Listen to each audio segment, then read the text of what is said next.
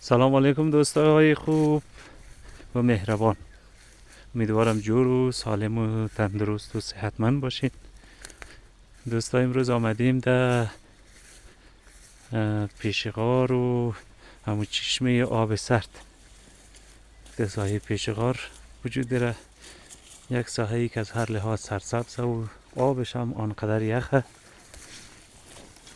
یعنی که نمیتونیم یک گلاس یک بار نوش جان.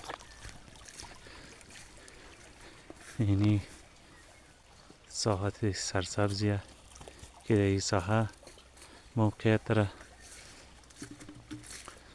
و میریم طرف چشمه که به اصطلاح به نام چشمه دی یاد میشه. بسیار یک چشمه که دارای آب بسیار سرد.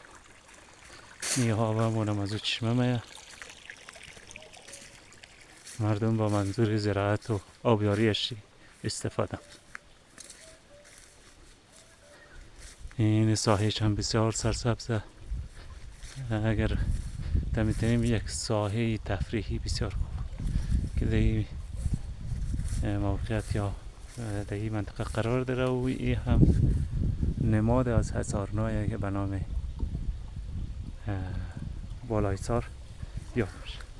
گویا در این ساحه زمان زندان سلسله امپراتوری غزنویان بوده و مسعود سعد سلمان هم در اینجا مدت را زندانی بود. مشهورترین قصیده یا همون شعری از مسعود سعد سلمانه: چون نالم چنای من اندر حصارنای، پستی گرفت همت من زین بلند جای. و این روی چشمه آب سرد که به نام چشمه دی یاد میشه. این اینجا بیا آب بخوره. دیس خوبوشی یک قصه بخور. آفرین. چطور یخ هسته؟ این طرف سیکو آب یخ بود.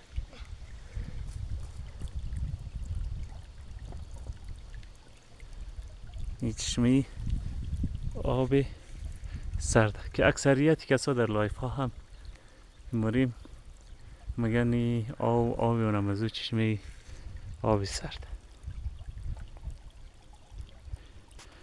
بازم تشکر از همه شما دوستای عزیز و مهربان. دیگه در اخیر فالو یا سابسکرایب یا